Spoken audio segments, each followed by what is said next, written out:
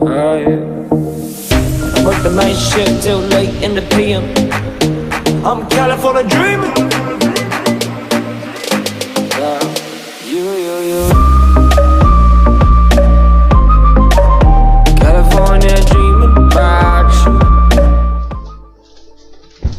So, we just hit 10,000 subscribers and yeah, I'm blown away. I just wanted to make a video thanking you guys for that, and I mean, yeah, I don't have words for that because we started this channel about 1 year ago.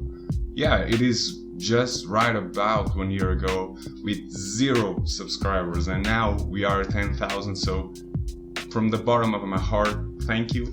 It has been and it will continue to be a truly an amazing experience, and it has provided me and I hope that some of you with incredible opportunities. So yeah, that's incredible for me. And by the end of the video I'll be announcing a giveaway that I'll be doing throughout the next month, so yeah, make sure to check it out. And I've just remembered I've created an Instagram called SimCoder_here, and so you are more than free to go check it out. Follow me if you want. I'll be posting a lot of things related to Android and the developing world as a whole. So yeah, go ahead, follow me, and yeah. I asked you guys a couple of questions and to make a Q&A, and you guys asked, so yeah, let's get right on with it. And first we have Meanwhile asking, how do you keep up with technology? And for me it is incredibly simple. I use Flipboard a lot, like every single day whenever I don't have anything to do, which is kind of rare, but if I have a couple of minutes, I'll just open up Flipboard. I have the boards that I like, that I know that I will enjoy, that I know that will give me relevant information in a short period of time, and so I just use Flipboard for that. Obviously you can use Reddit. There are really a lot of boards that are incredible for that.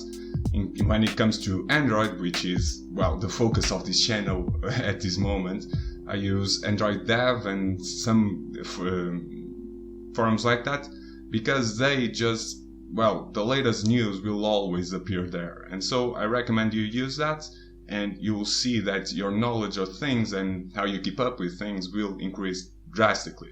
Next up we have Abdul asking, what have you done in studies? How long have you been programming? Okay, so when it comes to studies, I'm currently taking a master's in computer engineering at my faculty here in Porto. So yeah, that's what I've been doing right now. I still don't have a degree, I'm still currently taking it, but yeah. And in my high school I actually went to a school where you could take a couple of courses in programming, electrical engineering and some things like that, and so I chose programming.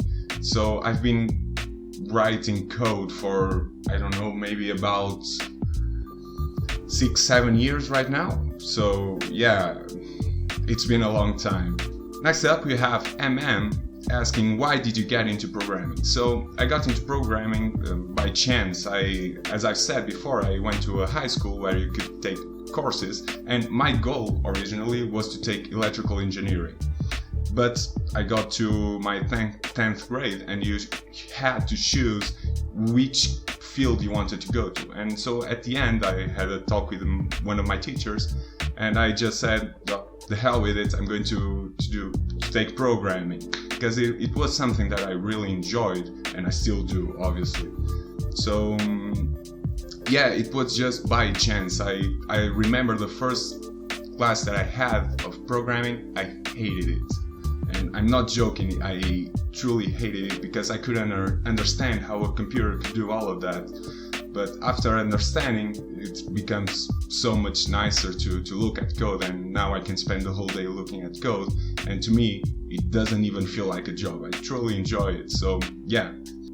Next up we have Jason asking, how can I get an Android programming job, and what concepts would I need to know? Okay, so this is a kind of difficult but easy question to answer. Like, you don't need a lot of knowledge to get a programming job. Like, companies more than ever are more than able to or more than reasonable enough to know that you aren't going to know everything. You are supposed to learn while you are in the company. Even though I'm in college, I don't believe college is important in that case. Like, you don't need it. You have YouTube, you have a lot of platforms like Stack Overflow, like Reddit, like whatever. You can learn a lot through the internet. And when it comes to an entry job, like, just send curriculums. Send it to a company, see if they want you, go there and you'll learn how to be better at interviews. And don't worry if you don't know everything about Android in this case. You'll get there and you'll bang your head in the first 2-3 months, but after that you'll get the knowledge that you need to actually be helpful at that company.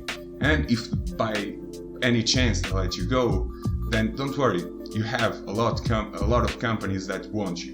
Like, being a developer at this moment, at this day and age, is incredible. You can be at any company that you want. So don't worry, send curriculums and try it out. Like, you don't know until you try it, and you don't need to know a lot.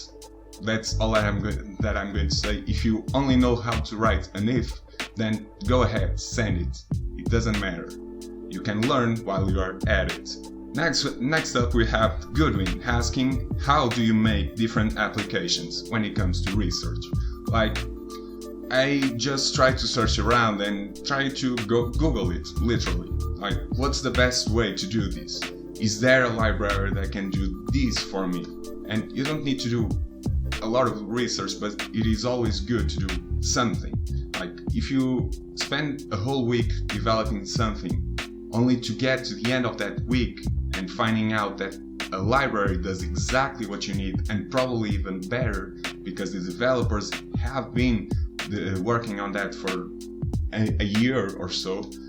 Like, do your research, find out exactly what you need, and try to break apart your app. So I need this. For example, I need login and registration. Okay, let's use Firebase for example. Next, I need a database. Okay, I need the database to do this and this.